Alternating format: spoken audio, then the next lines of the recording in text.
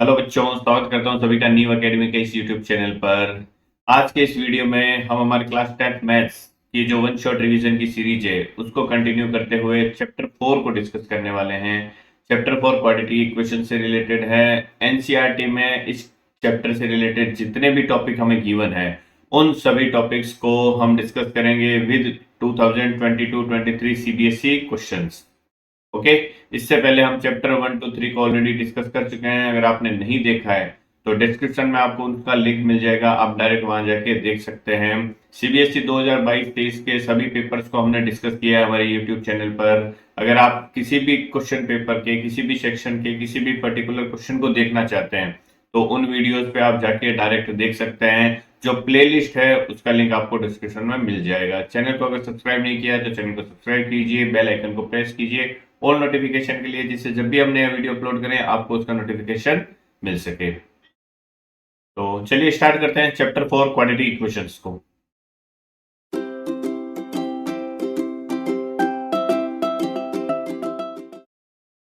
Chapter start करने से पहले, this is about myself. I have 7+ years of teaching experience and I have cleared many examinations conducted by central and state government commission as well as department. Okay. तो चलिए अब chapter की तरफ हम बढ़ते हैं। जो चैप्टर में हमारा फर्स्ट टॉपिक है वो टॉपिक क्या है? इंट्रोडक्शन और standard form of quadratic equation. तो सबसे पहले तो क्वाड्रेटिक इक्वेशन होती क्या है? एक ऐसी equation in a single variable, an equation in a single variable having maximum degree of the variable is 2। एक ऐसी इक्वेशन या एक ऐसी समीकरण जो सिर्फ एक वेरिएबल में होनी चाहिए, मींस एक चर में होनी चाहिए, और जो चर की हाईएस्ट पावर है या वेरिएबल की हाईएस्ट पावर है वो क्या होनी चाहिए? 2 होनी चाहिए। तो ऐसी इक्वेशन को हम क्या बोलते हैं? क्वाड्रेटिक इक्वेशन, या फिर हिंदी में बोलते हैं इसको द्विघात समीकरण। ओके। अब द्विघात समीकरण की जो स्टैंडर्ड फॉर्म है, जो मानक रूप है, वो क्या होता है? देखो, इसको generally ax² plus bx plus c form में डिनोट किया जाता है, जो हमारी क्वाड्रेटिक इक्वेशन होती है उसको, जहां पे x हमारा क्या होगा? वेरिएबल होगा, और a b c क्या होंगे? रियल नंबर्स होंगे। a b c क्या होंगे? हमारे रियल नंबर्स। और एक कंडीशन क्या होगी? a की वैल्यू है वो 0 नहीं होनी चाहिए, बिकॉज अगर a 0 हो जाएगा तो ये वाला टर्म तो क्या हो जाएगा? हट जाएगा। और अगर ये टर्म हट जाएगा तो फिर हमारे पास में सिर्फ क्या बचेगा? bx plus c. और bx plus c means x की डिग्री क्या होगी? यहाँ पे 1 होगी। और जब x की डिग्री या वेरिएबल की डिग्री 1 होती है तो वो इक्वेशन तो हमारी क्या होती है? लीनियर इक्वेशन होती है। इससे पहले हमने जो चैप्टर पढ़ा है चैप्टर 3, उसमें हमने लीनियर इक्वेशन को ही देखा था, जहां पे वेरिएबल की डिग्री क्या हो रही थी? 1 हो रही थी। ठीक है। तो जो स्टैंडर्ड फॉर्म होती है क्वाड्रेटिक इक्वेशन की वो क्या होती है? ax² plus bx plus c equal to 0, जहां पे x हमारा वेरिएबल है, x की हाईएस्ट पावर कितनी है? 2 है। इट मींस इस इक्वेशन के जो नंबर ऑफ सॉल्यूशन निकलेंगे वो कितने निकलने वाले हैं? जितनी वेरिएबल की हाईएस्ट पावर होती है उतनी मैक्सिमम नंबर ऑफ सॉल्यूशन हमें प्रोवाइड होते हैं। तो x की हाईएस्ट पावर 2 है तो इसके सॉल्यूशन जो होंगे वो 2 निकलेंगे। सपोज मैं एज्यूम कर लेता हूँ इसके सॉल्यूशन क्या है? अल्फा एंड बीटा है। ठीक है। अब इन अल्फा बीटा की वैल्यू फाइंड आउट करनी होगी जब हमें इक्वेशन दे रखी होगी, या फिर हमें इन अल्फा बीटा की वैल्यूज गिवन होगी, या सम ऑफ अल्फा बीटा और product of alpha beta given होगा। हमें क्या फाइंड आउट करना होगा? इक्वेशन फाइंड आउट करनी होगी। ठीक है। इक्वेशन से आपको सॉल्यूशन पूछ सकता है या रूट्स पूछ सकता है, रूट्स से आपको इक्वेशन पूछ सकता है, वाइस वर्सा चल सकता है कुछ भी। ठीक है।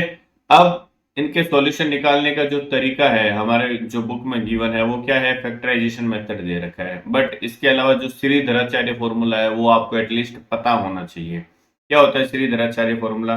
तो जो अल्फा और बीटा है ये x की दो वैल्यूज है, तो अगर मैं इस इक्वेशन से x की वैल्यूज निकालूंगा तो वो किसके इक्वल होगी? हमेशा वो हमेशा इक्वल होगी minus of b plus minus square root of b² minus 4ac upon twice of a।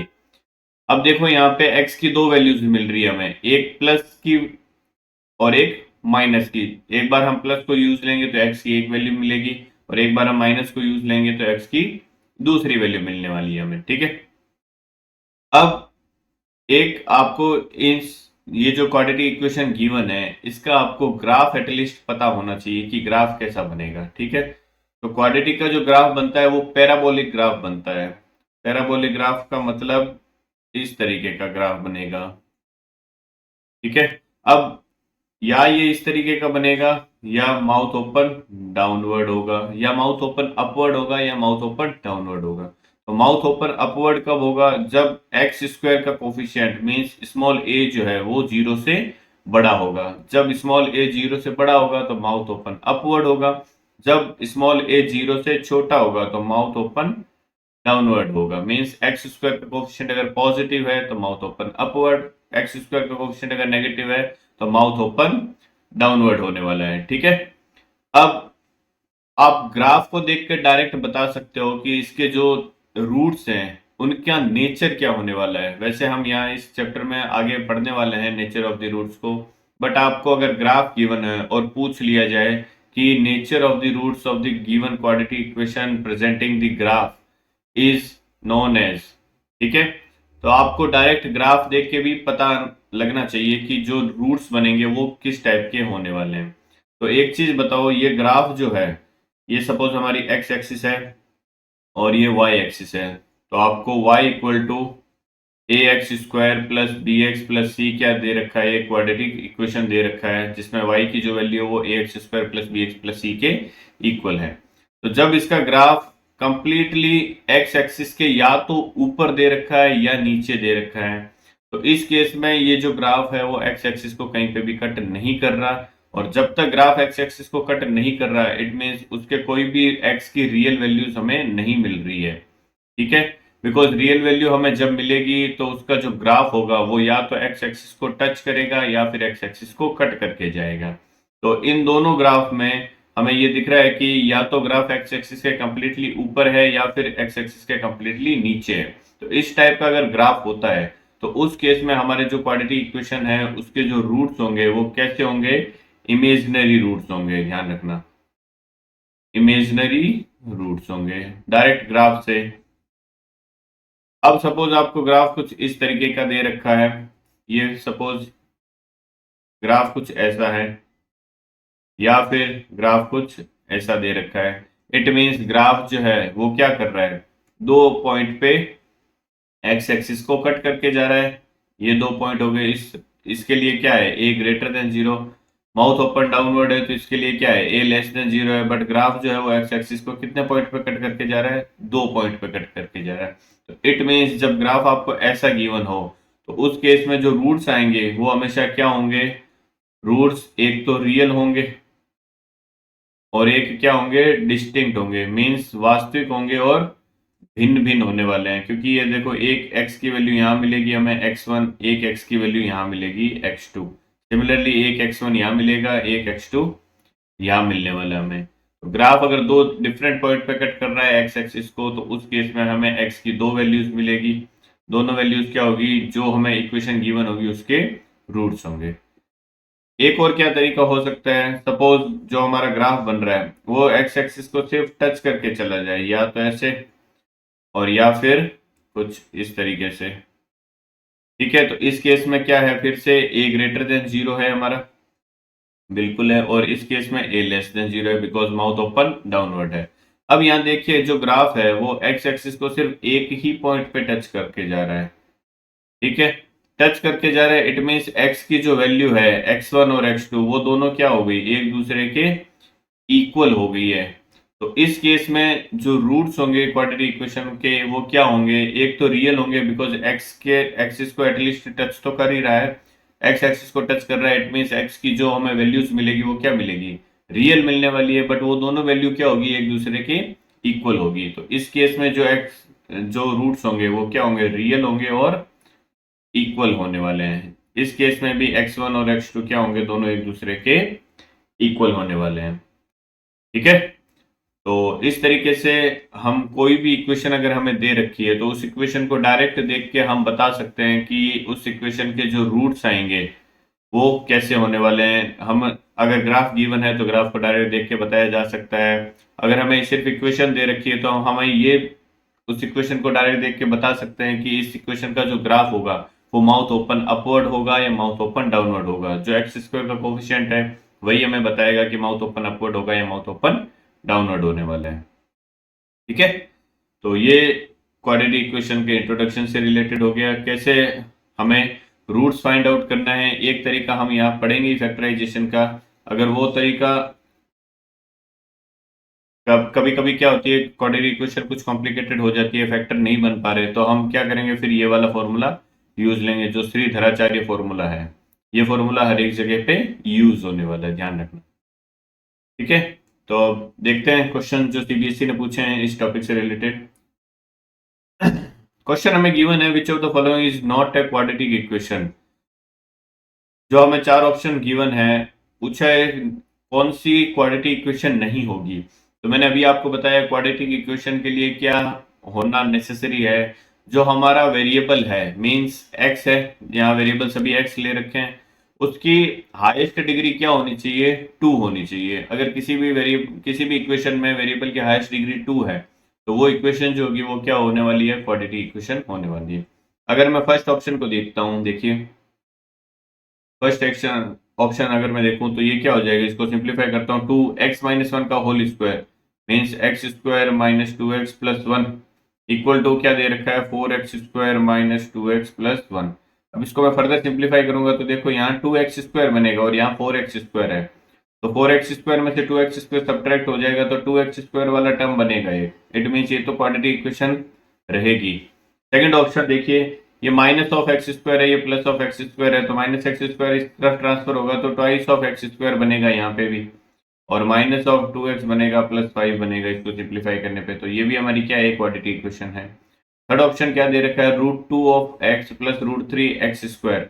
इसका अगर मैं a प्लस बी का होल स्क्वायर ओपन करता हूं तो ये क्या हो जाएगा, a स्क्वायर मीन्स √2 एक्स का whole square plus twice of a into b plus b square √3 of square, plus में हमें क्या दे रखा है, एक्स स्क्वायर इक्वल टू दे रखा है 3x square minus of 5x। इसको फर्दर सिंप्लीफाई करेंगे, √2 का स्क्वायर 2 हो गया, x का स्क्वायर x स्क्वायर हो गया।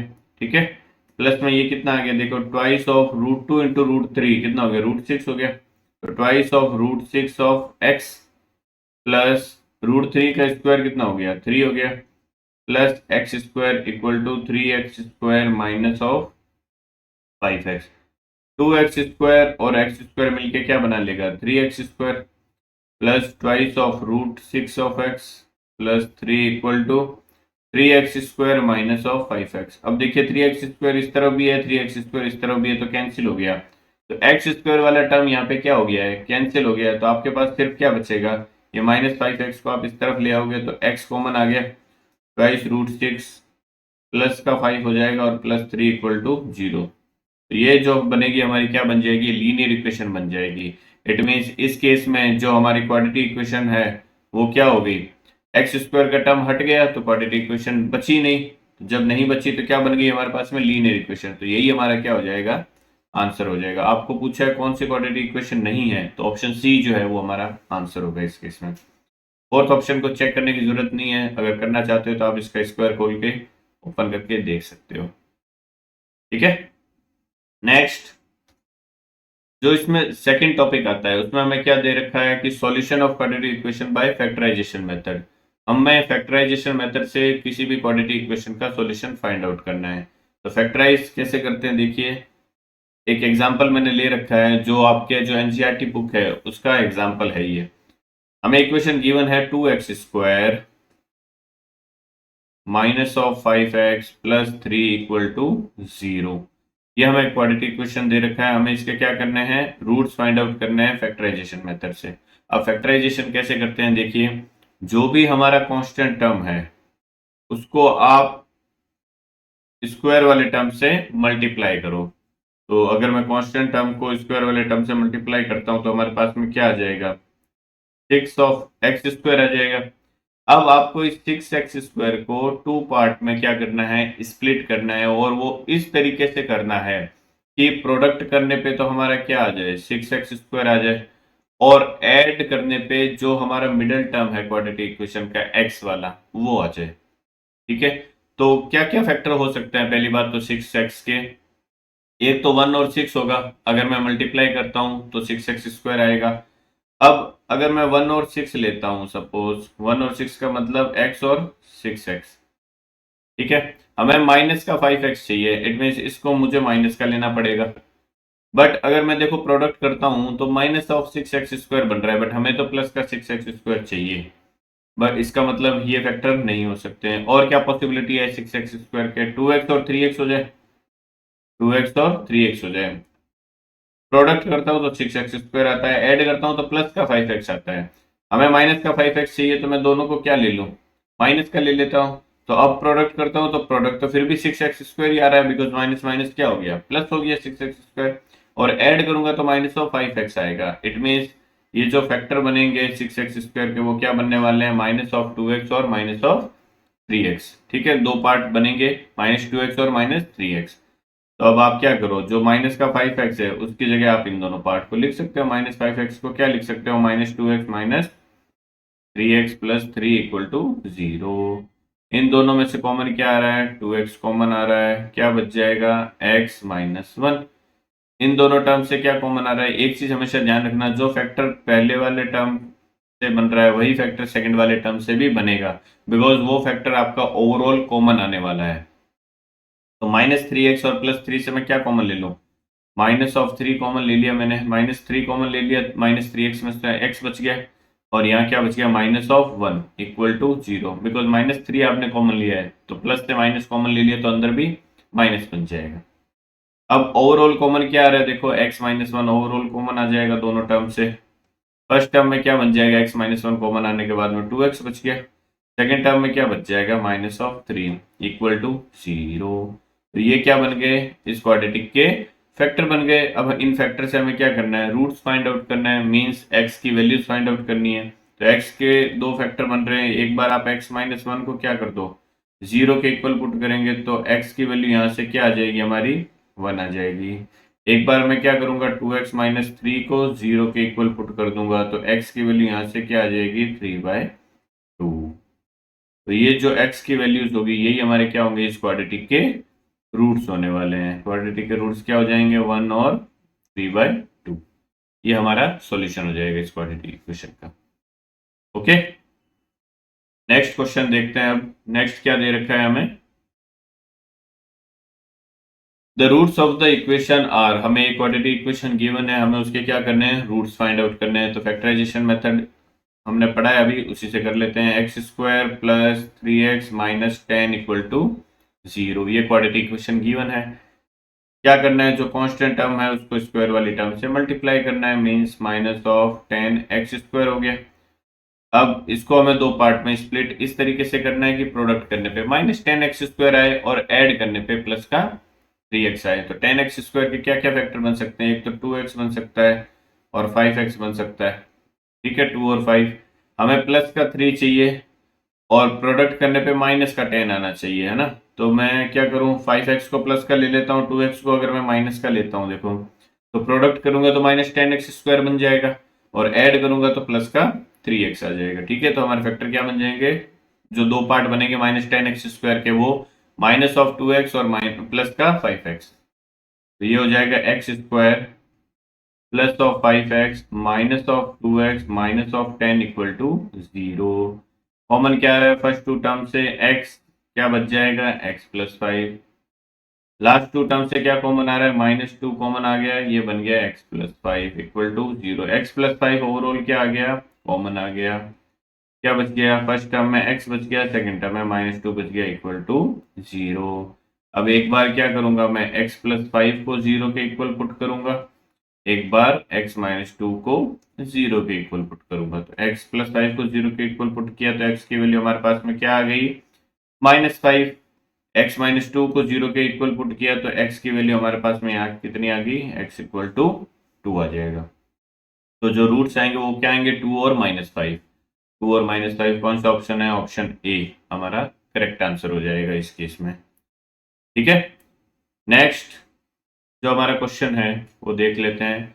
Find the roots of the quadratic equation by factorising. हमें ये जो क्वाड्रेटिक इक्वेशन दे रखी है, अब इसमें देखिए जो कोफिशिएंट है वो इरेशनल फॉर्म में दे रखे हैं। तो मैंने आपको बताया है कोफिशिएंट जो है वो क्या होने चाहिए, रियल होने चाहिए, वेदर इट इज रैशनल और इरेशनल। रूट्स फाइंड आउट करना है तो वही तरीका, जो कांस्टेंट टर्म है उसको क्या करेंगे, हम स्क्वायर वाले टर्म से मल्टीप्लाई करेंगे। तो √2 x² को आपको मल्टीप्लाई करना है किससे, 5/√2 से। तो 5 तो देखो रैशनल टर्म है, आ जाएगा बाहर। √2 और √2 मिलके क्या बना लेगा, 2 बना लेगा। x² है तो x² बन जाएगा। तो मल्टीप्लाई करने पे ये क्या आ रहा है, 10x² आ रहा है। अब इस 10x² को आपको क्या करना है, दो पार्ट में स्प्लिट करना है इस तरीके से कि प्रोडक्ट करने पे 10x² आ जाए और ऐड करने पे क्या आ जाए, 7 आ जाए। तो ये क्या हो जाएगा, 5 और 2x हो जाएगा। ऐड करूंगा तो 7x आ जाएगा प्लस का, और प्रोडक्ट करूंगा तो 10x² आ जाएगा। तो इट मीन्स जो हमारा 7x है उसकी जगह मैं क्या लिख सकता हूँ, 5 plus 2x plus 5 equal to 0। ये मैंने क्या कर दिया, इसको 7x को स्प्लिट कर दिया दो पार्ट में। अब देखो इनमें से कॉमन क्या आ रहा है, कुछ कॉमन आ रहा है क्या, x कॉमन आ रहा है, क्या बचेगा, √2 प्लस 5 बच जाएगा जो फर्स्ट टू टर्म है। सेकंड टर्म से क्या कॉमन आ रहा है, देखो यहाँ 2 है और यहाँ √2 है, तो √2 कॉमन आ जाएगा। बिकॉज ये जो 2 है इसको आप क्या लिख सकते हो, √2 इंटू √2 लिख सकते हो ना। तो एक √2 कॉमन आ गया तो अंदर क्या बच गया, फिर √2 बच गया। √2 प्लस में क्या बच जाएगा, 5 बच जाएगा इक्वल टू 0। अब मैंने आपको बताया है कि जो फर्स्ट टर्म और सेकंड टर्म में जो फैक्टर बनेगा वो सेम बनेगा, बिकॉज वो ओवरऑल क्या होगा, कॉमन आने वाला है। तो कॉमन क्या आ रहा है, √2 प्लस 5 का फैक्टर कॉमन आ जाएगा। फर्स्ट टर्म में क्या बच जाएगा कॉमन आने के बाद, x बचेगा। सेकंड टर्म में क्या बच जाएगा कॉमन आने के बाद, प्लस ऑफ √2 इक्वल टू 0। अब दो फैक्टर आपके पास बन गए, दोनों फैक्टर को क्या करना है, 0 के इक्वल पुट करना है। तो √2 प्लस 5 को एक बार आप 0 के इक्वल पुट करेंगे, एक बार x प्लस √2 को 0 के इक्वल पुट करेंगे। तो इसको 0 के इक्वल पुट करेंगे तो √2 इक्वल टू -5 हो गया। x की वैल्यू क्या आ गई, -5/√2।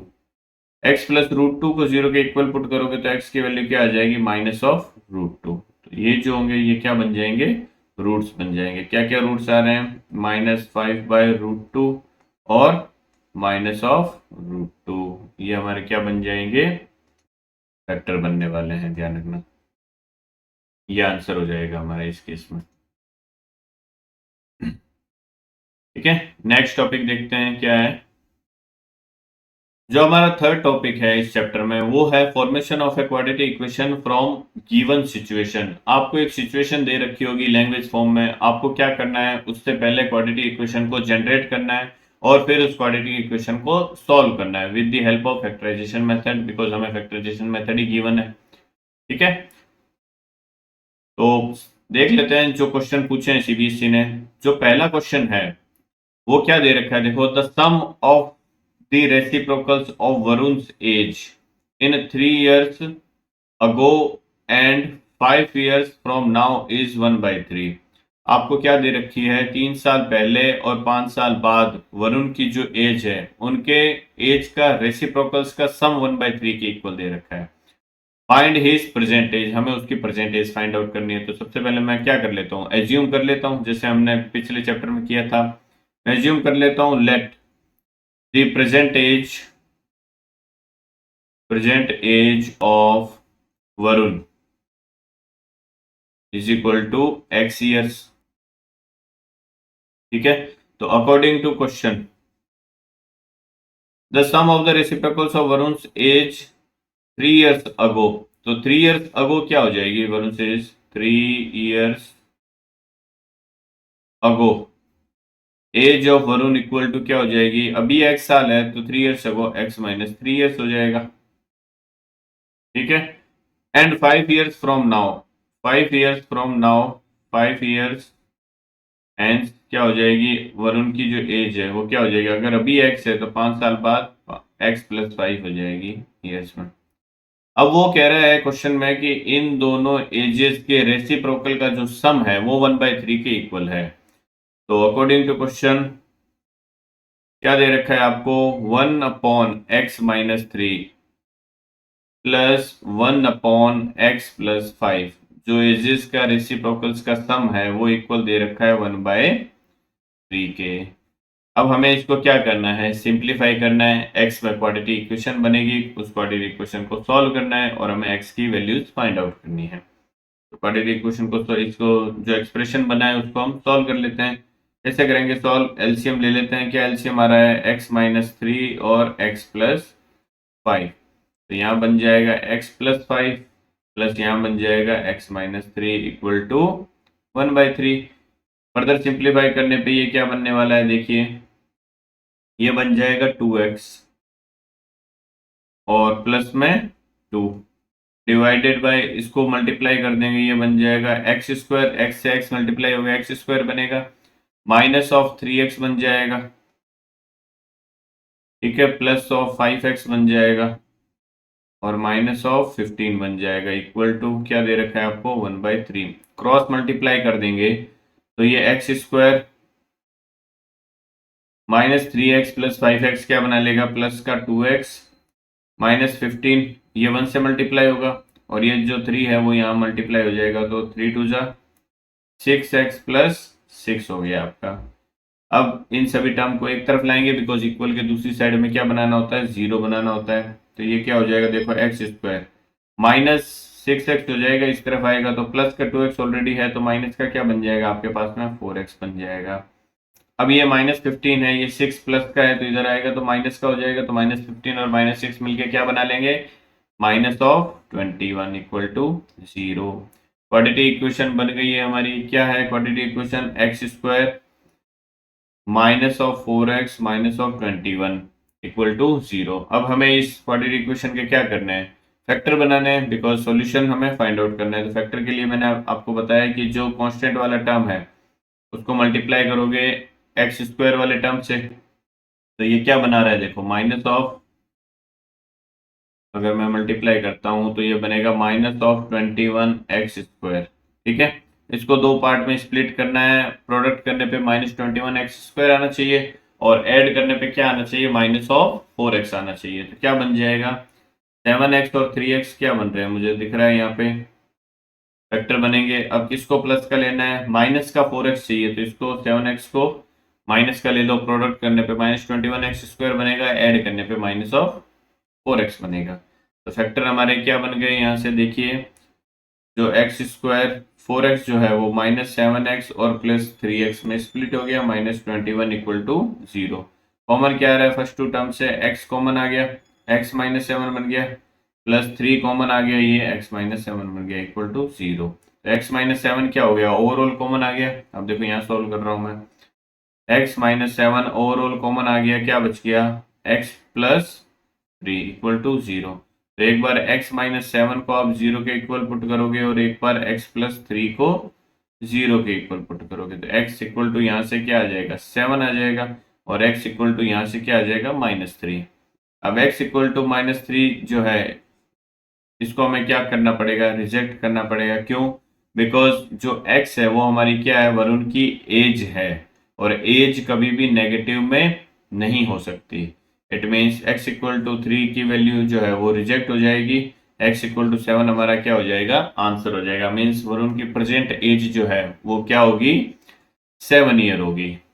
ठीक है, तो इस तरीके से आपको जो भी लैंग्वेज बेस्ड क्वेश्चन होगा उसको सबसे पहले तो आपको समझ के अंडरस्टैंड करके क्वाड्रेटिक इक्वेशन की फॉर्म में जनरेट करना है, फिर उस क्वाड्रेटिक इक्वेशन को हमें क्या करना है, सॉल्व करना है। नेक्स्ट जो क्वेश्चन 5 है इसमें हमें क्या दे रखा है, देखो अ train travels eight a certain average speed for a distance of 54 kilometre. एक ट्रेन जो है वो एक कांस्टेंट एवरेज स्पीड से 54 किलोमीटर की जो डिस्टेंस है वो ट्रेवल करती है, and then travels a distance of 63 kilometre at an average speed of 6 kilometre per hour more than the first speed. ठीक है, और बाद में क्या करती है, 63 किलोमीटर जो डिस्टेंस है उसको ट्रेवल करती है, बट स्पीड जो है वो पहले से 6 किलोमीटर पर आवर क्या हो जाती है, इंक्रीज हो जाती है।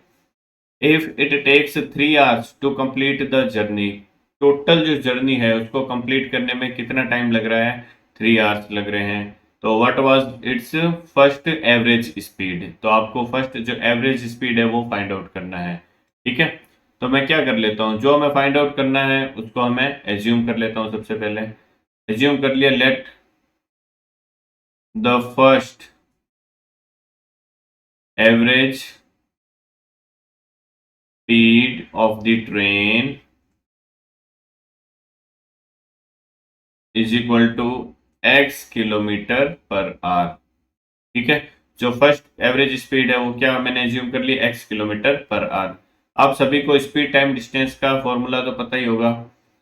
तो अकॉर्डिंग टू क्वेश्चन हमें क्या दे रखा है कि पहले अगर वो 54 किलोमीटर की डिस्टेंस को ट्रेवल कर रहा है, ठीक है, और बाद में 63 किलोमीटर की डिस्टेंस को क्या कर रहा है, ट्रेवल कर रहा है, तो उसकी स्पीड जो है वो 6 किलोमीटर पर आवर से बढ़ जाती है। तो स्पीड टाइम डिस्टेंस का फॉर्मूला क्या होता है, speed equal to distance upon time होता है। ठीक है, यहाँ अकॉर्डिंग टू क्वेश्चन नहीं लिखना, बिकॉज हमें तो टोटल टाइम दे रखा है ना। तो speed equal to distance upon time होता है। तो फर्स्ट हमने स्पीड क्या ले ली है, एक्स ले ली है। ठीक है, फर्स्ट केस के लिए स्पीड मैंने एक्स ली है, बिकॉज हमें यही फाइंड आउट करनी है। डिस्टेंस कितने कवर कर रहा है, फर्स्ट केस में 54 कवर कर रहा है, और सपोज टाइम जो है वो क्या लग रहा है, t1 लग रहा है। सेकेंड केस के लिए स्पीड अब क्या हो गई, 6 किलोमीटर पर आवर से इंक्रीज हो गई, मीन्स अब क्या हो गई, x प्लस 6 हो गई, और डिस्टेंस कितनी है, 63 है। सपोज टाइम क्या लग रहा है, t2 लग रहा है।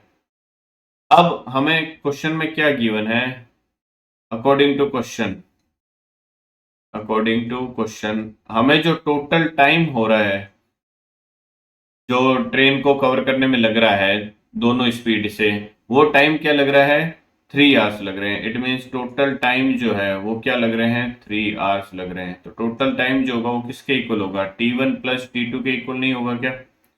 इट मीन्स अगर जो हमारे फर्स्ट, ये फर्स्ट इक्वेशन है और ये सेकंड इक्वेशन है, अगर मैं फर्स्ट इक्वेशन से t1 की वैल्यू फाइंड आउट कर लेता हूँ, सेकंड इक्वेशन से t2 की वैल्यू फाइंड आउट कर लेता हूँ, और उन दोनों को क्या कर दूँ, t1 plus t2 equal to 3 में सेटिस्फाई करवा देता हूँ। ठीक है, तो t1 हमारा क्या हो जाएगा, देखो यहाँ से 54 अपॉन x हो जाएगा, और t2 क्या हो जाएगा, 63 upon x plus 6 equal to किसके होगा, ये 3 के इक्वल हो जाएगा। ठीक है, अब जो हमने पिछला क्वेश्चन किया था कुछ उसी टाइप का बन रहा है, एलसीएम वगैरह लेना है, कुछ कॉमन आ रहा है तो कॉमन लेना है।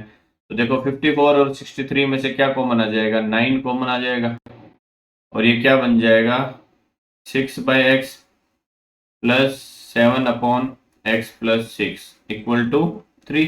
3 से ये 9 कैंसिल हो जाएगा 3 टाइम्स।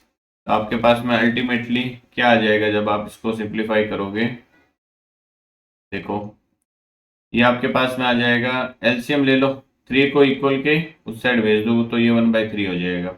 एलसीएम आ जाएगा x प्लस 6, यहाँ क्या बनेगा, 6 times of x plus 6 plus 7 times of x, ये आ जाएगा। 6x प्लस कितना बन जाएगा, ये 6x plus 36 plus 7x upon में क्या बन जाएगा, ये x square plus 6x equal to 1/3। Cross multiply कर देंगे, देखो 6x और 7x मिलके क्या बना लेंगे, 13 ऑफ x।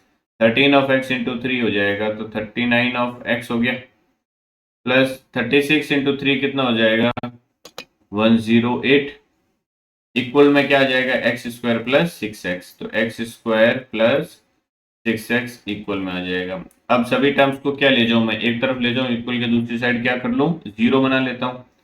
तो ये क्या हो जाएगा, फर्दर सिंप्लीफाई करने पे एक्स स्क्वायर, 6x ऑलरेडी है यहाँ पे, 39x उस तरफ जाएगा तो माइनस का हो जाएगा, तो ये क्या हो जाएगा, माइनस ऑफ 33x, और ये 108 प्लस का है, इक्वल के उस साइड जाएगा तो माइनस का हो जाएगा, 108 इक्वल टू 0।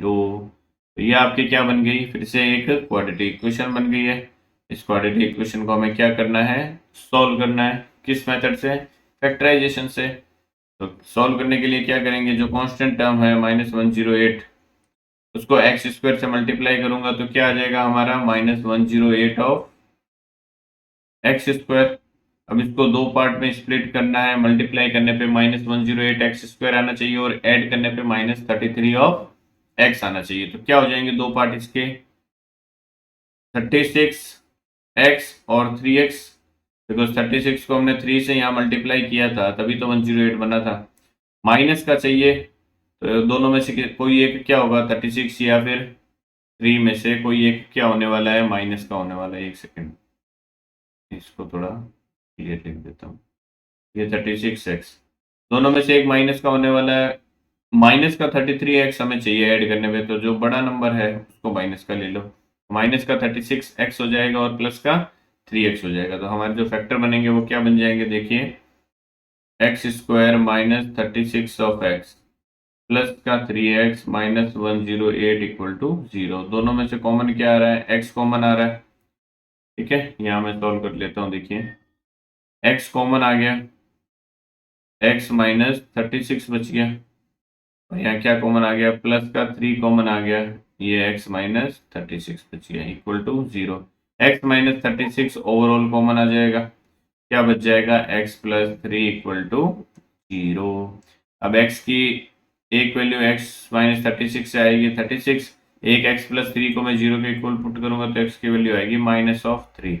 अब x हमने क्या एज्यूम किया है, एवरेज स्पीड एज्यूम की है, तो स्पीड कभी भी नेगेटिव नहीं हो सकती। It means x equal to -3 वाली जो वैल्यू है वो रिजेक्ट हो जाएगी, तो हमारा जो आंसर होगा वो क्या हो जाएगा, x इक्वल टू प्लस का 36।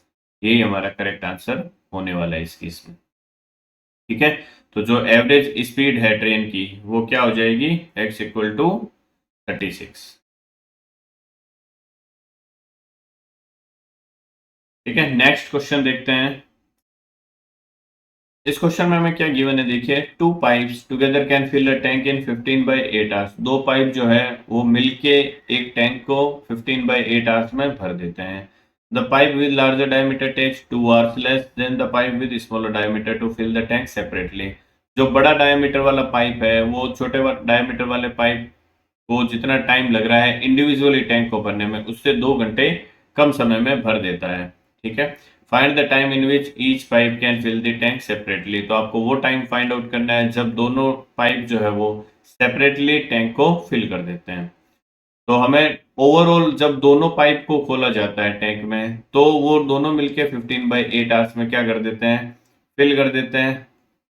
ठीक है, तो मैं क्या एज्यूम कर लेता हूँ, हमें फाइंड आउट करना है जो सेपरेटली फिल कर रहा है। तो आपको ये दे रखा है कि जो बड़ा डायमीटर वाला पाइप है उसको 2 आवर्स लेस लगते हैं, तो मैं स्मॉलर डायमीटर वाले पाइप का एज्यूम कर लेता हूँ कि वो कितने आवर्स में उसको टैंक को सेपरेटली फिल कर रहा है।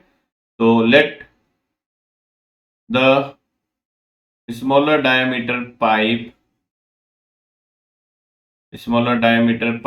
Can fill the tank in x hours. ठीक है, स्मॉलर डायमीटर वाला पाइप जो है वो सपोज कर लिया मैंने x आवर्स में फिल कर देता है। तो फिर जो लार्जर डायमीटर वाला पाइप है, then larger diameter pipe can fill the tank in x -2 hours, because उसको 2 आवर्स कम लगते हैं।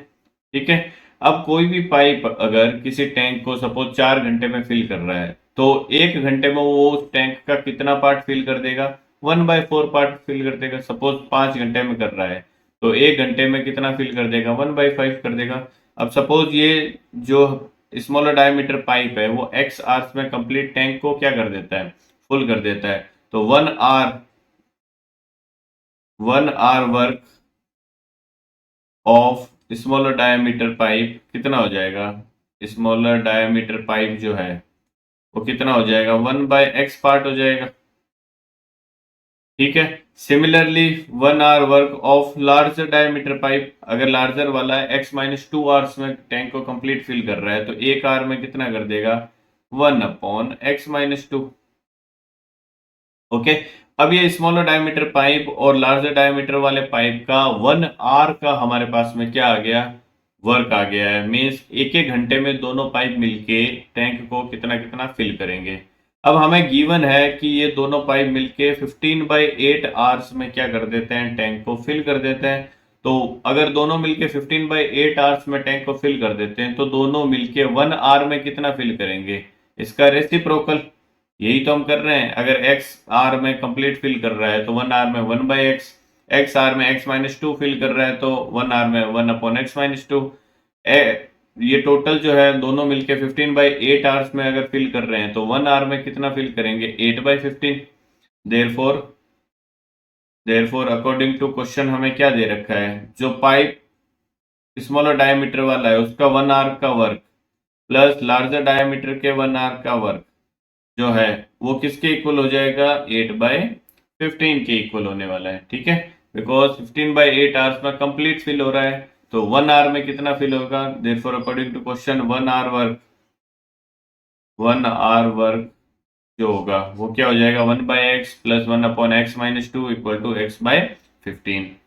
क्या करना है, इसको सिंप्लीफाई करना है, कर देते हैं। क्या आएगा, LCM x into x-2, LCM आ जाएगा, यहाँ बनेगा x-2, यहाँ प्लस में बन जाएगा x इक्वल टू 8/15 हो जाएगा। क्रॉस मल्टीप्लाई करना है, इसमें क्रॉस मल्टीप्लाई करोगे तो x एंड x 2x हो गया, 15 इंटू 2x ये कितना हो गया 30x माइनस 30 इक्वल टू ये क्या बन जाएगा, देखो एक्स स्क्वायर माइनस 2x बनेगा, 8 से मल्टीप्लाई होगा तो 8x स्क्वायर माइनस 2x 8 से मल्टीप्लाई होगा तो minus of 16x। X square का कितना टर्म आ जाएगा, 8x स्क्वायर, और ये x वाले टर्म कितने हो जाएंगे 30x और 16x means minus of 46x हो गया, और माइनस क्या हो जाएगा 30 इक्वल टू 0। कुछ कॉमन आ रहा है, कॉमन आ रहा है कितना, 2 कॉमन आ जाएगा, 2 मैंने कॉमन ले लिया, ये क्या बन गया 4x square minus 23 of x minus 15 equal to 0। 2 को 0 को उस साइड भेज दूंगा तो क्या बन जाएगी हमारी quadratic, 4x square minus 23 of x minus 15 equal to 0। ये हमारी क्या बन गई, क्वाड्रेटिक इक्वेशन बन गई। इस क्वाड्रेटिक इक्वेशन को हमें सॉल्व करना है किस मेथड से, फैक्टराइजेशन मेथड से। फैक्टराइजेशन मेथड यूज ले लेते हैं यहाँ पे। अब मैं इधर से इसको हटा रहा हूँ, तो मैंने यहाँ लिखा है ये अकॉर्डिंग टू क्वेश्चन और 1 आवर वर्क। ठीक है, इस क्वाड्रेटिक को हम यहाँ पे सॉल्व कर लेते हैं। हमें क्या चाहिए, -15 को हम मल्टीप्लाई करेंगे 4x स्क्वायर से तो कितना आ जाएगा, मल्टीप्लाई करने पे ये बनाएगा माइनस ऑफ 60x स्क्वायर। अब 60x स्क्वायर को दो पार्ट में स्प्लिट करना है, जिनको ऐड करने पे माइनस ऑफ 23x आना चाहिए और प्रोडक्ट करने पे क्या आना चाहिए, माइनस ऑफ 60। तो क्या बन जाएगा, एक सेकंड हमने सही किया है ये प्लस का 30 आएगा यहाँ पे, है ना, बिकॉज -30 है, इधर आएगा तो +30 हो जाएगा, तो ये यहाँ पे +15 बचेगा, ये भी प्लस का होगा, है ना, ये प्लस का होगा तो ये 60 प्लस का होगा। अब आपको यहाँ पे क्या चाहिए, माइनस का 23x और प्लस का 60x स्क्वायर, तो क्या बन जाएंगे 20x और 3x दोनों क्या हो जाएंगे, माइनस के हो जाएंगे, बिकॉज एड होके माइनस ऑफ 23x बनेगा और प्रोडक्ट होके प्लस ऑफ 60x स्क्वायर बन जाएगा। तो ये जो 4x स्क्वायर -23x है, इसको मैंने -20x माइनस ऑफ 3x में क्या कर दिया, ब्रेक कर दिया, प्लस में क्या हो गया ये 15 इक्वल टू 0। इन दोनों में से क्या कॉमन आ रहा है, 4x कॉमन आ रहा है, x -5 बच जाएगा, यहाँ से -3 कॉमन आ जाएगा, ये भी x -5 बच जाएगा equal to 0। x -5 overall common आ जाएगा, ये क्या आ जाएगा 4x -3 इक्वल टू 0। एक बार x -5 को 0 के इक्वल पुट करूंगा तो x की वैल्यू क्या आ जाएगी आपके पास में 5 आ जाएगी। एक बार 4x -3 को 0 के इक्वल पुट करूंगा तो x की वैल्यू यहाँ से क्या आ जाएगी 3/4 आ जाएगी। ठीक है, तो x की दो वैल्यूज आएगी, x इक्वल टू 5 और x इक्वल टू 3/4। अब दोनों में से कौन सी वैल्यू हमें यूज लेनी है और कौन सी रिजेक्ट होगी, जो x है वो क्या है, स्मॉलर डायमीटर वाले पाइप को टैंक को फिल करने में लगने वाला टाइम है, और जो लार्जर डायमीटर वाला पाइप है वो इससे स्मॉलर वाले से 2 घंटे कम ले रहा है।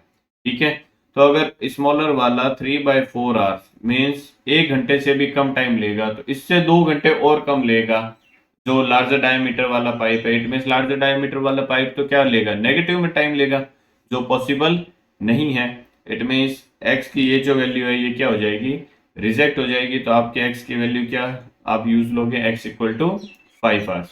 तो इट मीन्स जो स्मॉलर डायमीटर वाला पाइप है उसको टैंक को सेपरेटली कंप्लीट फिल करने के लिए 5 आवर्स लगेंगे। तो जो लार्जर डायमीटर वाला पाइप है उसको क्या लगेंगे, x-2 मीन्स 5-2 3 आवर्स। तो दोनों पाइप जो है वो सेपरेटली 3 आवर्स और 5 आवर्स में इस टैंक को फिल कर देंगे। ओके, नेक्स्ट नेक्स्ट टॉपिक जो है इस चैप्टर में हमारा वो है टॉपिक नंबर 4, जो रिलेटेड है नेचर ऑफ रूट से। ओके, कोई भी आपको क्वाड्रेटिक इक्वेशन गिवन है, आपको पता करना है कि उस क्वाड्रेटिक इक्वेशन के जो रूट्स हैं उनका नेचर क्या होने वाला है, मीन्स वो रूट्स किस टाइप के होने वाले हैं, वेदर दे आर रियल, क्या वो वास्तविक होने वाले हैं, वेदर दे आर इमेजिनरी, क्या वो काल्पनिक होने वाले हैं, वेदर दे आर इक्वल, क्या वो इक्वल होने वाले हैं, whether they are unequal means अलग अलग होने वाले हैं या फिर बराबर नहीं होने वाले। तो जो नेचर ऑफ रूट्स होता है, जैसे सपोज में जो हमारी स्टैंडर्ड फॉर्म होती है क्वाड्रेटिक इक्वेशन की, वो क्या होती है, A X square plus B x plus C equal to 0। ये हमारी क्वाड्रेटिक इक्वेशन का स्टैंडर्ड फॉर्म है, जहां ए बी सी जो होते हैं वो क्या होते हैं, a b c are real numbers. Okay, और ए जो है वो क्या नहीं होना चाहिए, 0 के इक्वल नहीं होना चाहिए, बिकॉज ए अगर 0 हो जाएगा तो ये क्वाड्रेटिक जो है वो रहेगी नहीं और ये सिर्फ लीनियर बच जाएगा अगर ये ए 0 हो गया तो। अब इसके लिए मैंने आपको एक डायरेक्ट फॉर्मूला बताया था जो श्रीधराचार्य फॉर्मूला है। क्या फॉर्मूला होता है, यहाँ से जो x की वैल्यू आती है वो आप डायरेक्ट फाइंड आउट कर सकते हो। वो इक्वल होती है x equal to minus b plus minus square root of b square minus 4ac upon 2a। Okay, तो जो x की दो वैल्यूज आएगी वो क्या आएगी, x equal to minus b plus minus, देखिए एक बार जब आप प्लस साइन यूज लोगे तो x की एक वैल्यू मिलेगी हमें, एक बार जब आप माइनस साइन यूज लोगे तो x की हमें दूसरी वैल्यूज मिलेगी। अब ये जो x की वैल्यूज आएगी ये कंप्लीटली डिपेंड करती है किस पे, जो स्क्वायर रूट के अंदर है हमारी quantity, means b square minus 4ac। जो x की वैल्यूज आएगी वो कैसी वैल्यूज होगी, ये कंप्लीटली डिपेंड किस पे कर रहा है, यहाँ पे जो स्क्वायर रूट के अंदर है, बिकॉज ये माइनस बी बाई 2 है तो देखो क्या है,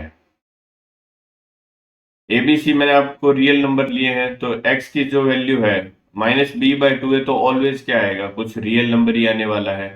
बट ये जो स्क्वायर रूट के अंदर है ये कंप्लीटली इफेक्ट कर रहा है x की वैल्यूज को। कैसे देखो, अगर इफ ये जो स्क्वायर रूट के अंदर है इसको जनरली क्या बोला जाता है, कैपिटल डी बोला जाता है, इंग्लिश में इसको डिस्क्रिमिनेट बोलते हैं और हिंदी में इसको विवेचक बोलते हैं।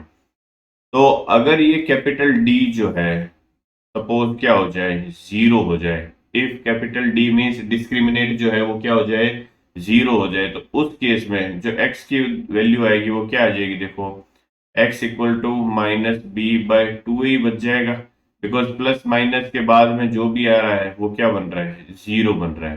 तो इस केस में सिर्फ x की वैल्यू जो निकलेगी वो क्या निकलेगी, माइनस बी बाई 2a निकलने वाली है, मीन्स x की दोनों वैल्यूज जो है वो माइनस बी बाई 2a के इक्वल होगी, बिकॉज क्वाड्रेटिक है तो दो रूट्स तो होंगे ही होंगे उसके। ठीक है, तो जब d जो 0 हो जाता है तो उस केस में जो x की वैल्यूज निकलेगी या जो रूट्स निकलेंगे वो हमेशा क्या होंगे, रियल होंगे।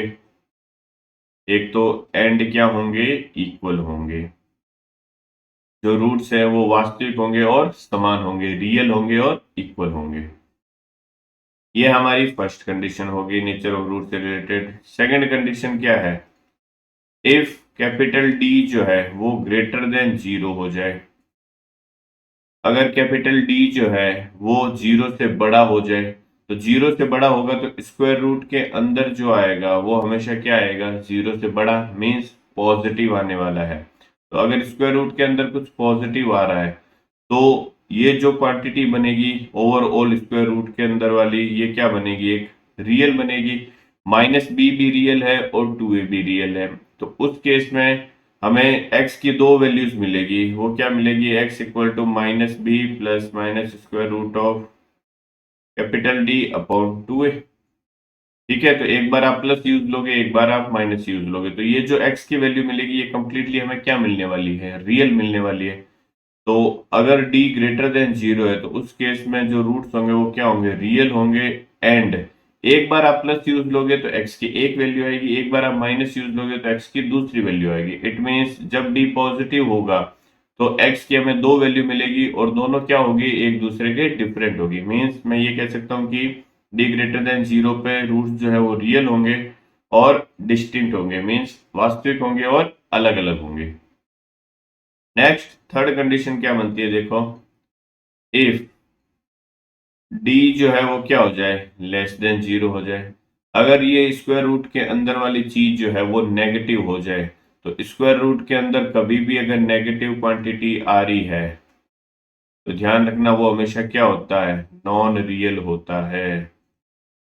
या फिर इसको आप 11th क्लास में क्या बोलोगे, इमेजिनरी भी बोलोगे, जो आयोटा की फॉर्म में जो है इसको सिंप्लीफाई करोगे तो आने वाला है। ठीक है, अभी आपको इससे कोई मतलब नहीं, आप तो सिर्फ इतना ध्यान रखो कि अगर डी जो है वो नेगेटिव हो जाएगा तो उस केस में जो रूट्स आएंगे वो क्या आ जाएंगे, इमेजिनरी आ जाएंगे। या तो आप इमेजिनरी बोल सकते हो या फिर नॉन रियल बोल सकते हो। ठीक है, बेसिकली ये तीन कंडीशन होती है, बट एक चीज और देखिए, फोर्थ कंडीशन, अगर मैं कहता हूं if capital D is a perfect square, अगर स्क्वायर रूट के अंदर परफेक्ट स्क्वायर आ गया, तो अगर स्क्वायर रूट के अंदर ये परफेक्ट स्क्वायर आ रही है कोई भी क्वांटिटी, तो स्क्वायर रूट और स्क्वायर एक दूसरे को क्या कर देंगे, कैंसिल आउट कर देंगे। तो जो हमारा स्क्वायर रूट के अंदर है x, स्क्वायर रूट के बाहर आने वाला है, जिसका स्क्वायर है नंबर का वो स्क्वायर रूट के बाहर आने वाला है। इट मीन्स अगर स्क्वायर रूट के अंदर कोई भी परफेक्ट स्क्वायर नंबर है तो वो हमें स्क्वायर रूट के बाहर ऑलवेज क्या देगा, रैशनल ही देने वाला है। ठीक है, तो स्क्वायर रूट के बाहर जब रैशनल आएगा तो ये जो पोर्शन है कंप्लीट, प्लस माइनस के बाद वाला ये वाला पोर्शन, ये हमेशा क्या मिलने वाला है, हमें रैशनल मिलने वाला है। माइनस बी जो है वो हमेशा क्या होगा, रैशनल ही होगा। और 2a जो है वो हमेशा क्या होने वाला है, रैशनल ही होने वाला है, अगर ए बी सी क्या है, रैशनल है, ध्यान रखना। तो इस केस में अगर कैपिटल डी जो है वो परफेक्ट स्क्वायर बन रहा है तो जो रूट्स आएंगे वो हमेशा कैसे होने वाले हैं, रूट्स रियल होंगे एक तो, एंड क्या होंगे, रैशनल होने वाले हैं, in case of a b c are rational.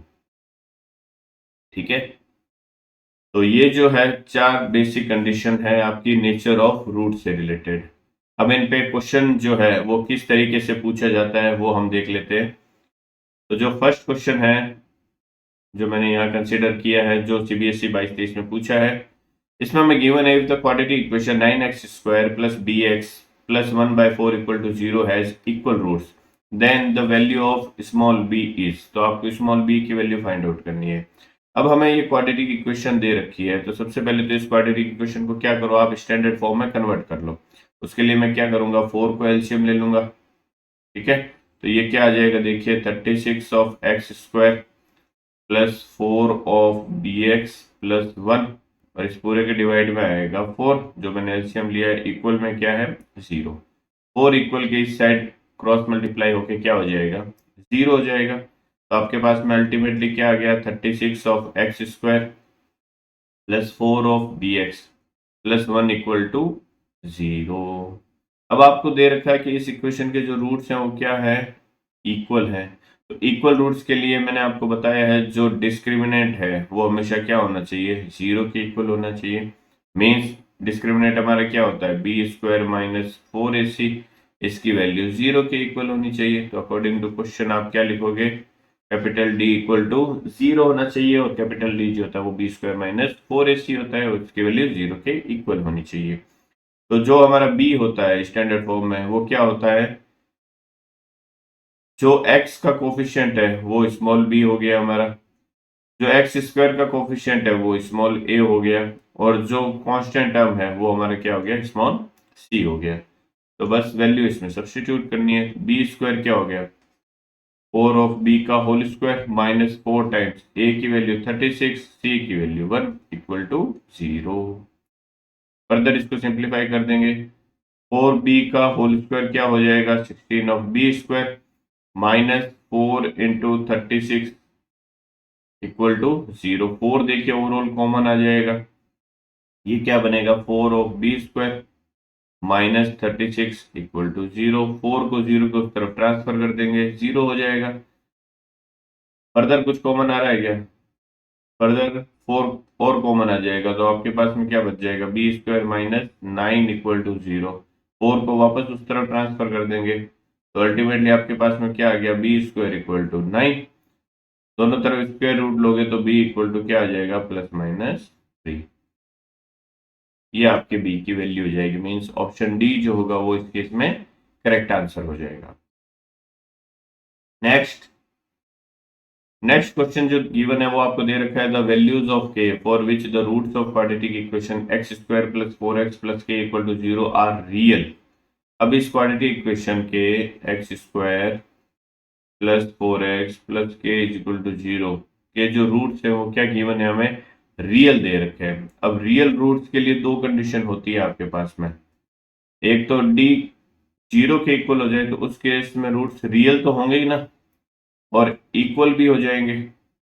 और अगर कैपिटल डी जो है वो ग्रेटर देन 0 हो जाए तो उस केस में रूट्स रियल भी होंगे और डिस्टिंक्ट भी होंगे। तो हमें यहाँ पे सिर्फ रियल की बात की गई है, तो रियल की बात की गई है, इट मीन्स डी जो है वो ग्रेटर देन 0 भी हो सकता है और इक्वल 0 भी हो सकता है। ओके, तो दोनों कंडीशन यहाँ हमें सेटिस्फाई करवानी है। तो डी जो होता है हमारे क्या होता है b² माइनस 4ac की जो वैल्यू है वो ग्रेटर देन इक्वल टू 0 होनी चाहिए। अब x का कोफिशिएंट यहाँ कुछ नहीं है, तो ये जो 1 है वो हमारा स्मॉल a हो गया, x का कोफिशिएंट स्मॉल b हो गया, जो कांस्टेंट टर्म है वो हमारा स्मॉल c हो गया। ठीक है, वैल्यू को सब्स्टिट्यूट करना है, सब्स्टिट्यूट कर देता हूँ। b² मीन्स 4² माइनस 4, a की वैल्यू 1 है, c की वैल्यू k है, ये ग्रेटर देन इक्वल टू 0 होना चाहिए। फर्दर कॉमन आ रहा है कुछ, ये देखो 16 बनेगा -4k is greater than equal to 0।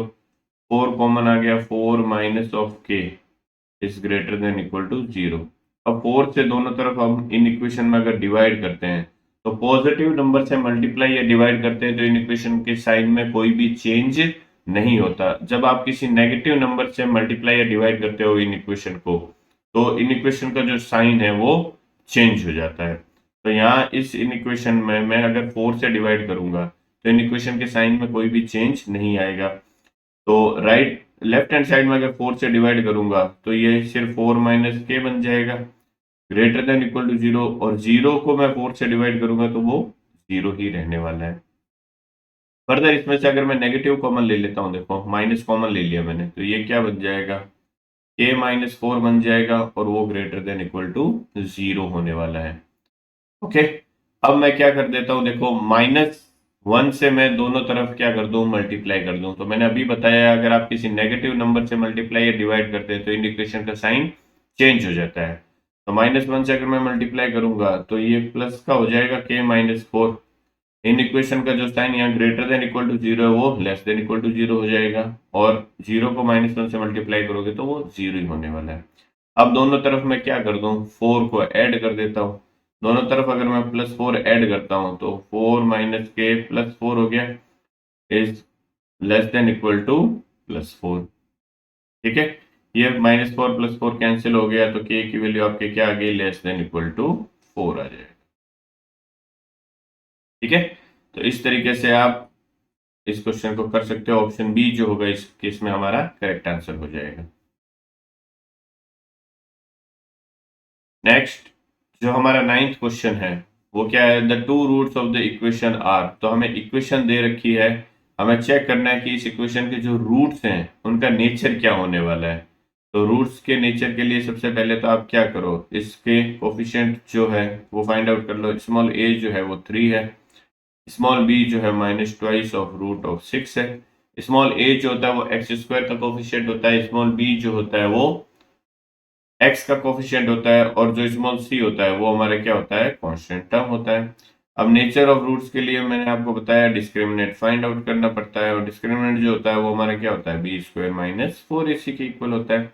b की वैल्यू क्या है, -2/√6 मीन्स -2/√6 का होल स्क्वायर, माइनस में 4, a की वैल्यू 3, c की वैल्यू 2। इसको सिंप्लीफाई करेंगे, माइनस का स्क्वायर तो क्या हो जाएगा, प्लस हो जाएगा, 2 का स्क्वायर 4 हो जाएगा, रूट 6 का स्क्वायर 6 हो जाएगा। मीन्स 4 इंटू 6 कितना आ जाएगा हमारे पास में, 24 आएगा, प्लस का बिकॉज माइनस का स्क्वायर हुआ है। माइनस ऑफ कितना हो जाएगा ये, 4 3 12 इंटू 2 24। मीन्स आपका जो कैपिटल डी है वो 24 माइनस 24 क्या आ गया, जीरो आ गया। तो जब कैपिटल डी जीरो होता है तो उस केस में मैंने आपको बताया था रूट्स जो होते हैं वो क्या होते हैं, रियल होंगे एक तो, और एक इक्वल होंगे। तो इस केस में जो ये इक्वेशन आपको गिवन है, इसके रूट्स का जो नेचर होगा वो रियल एंड इक्वल होगा। मीन्स ऑप्शन सी इसका करेक्ट आंसर हो जाएगा। नेक्स्ट क्वेश्चन नंबर 10, इसमें आपको गिवन है the least positive value of के for which the quadratic equation has rational roots.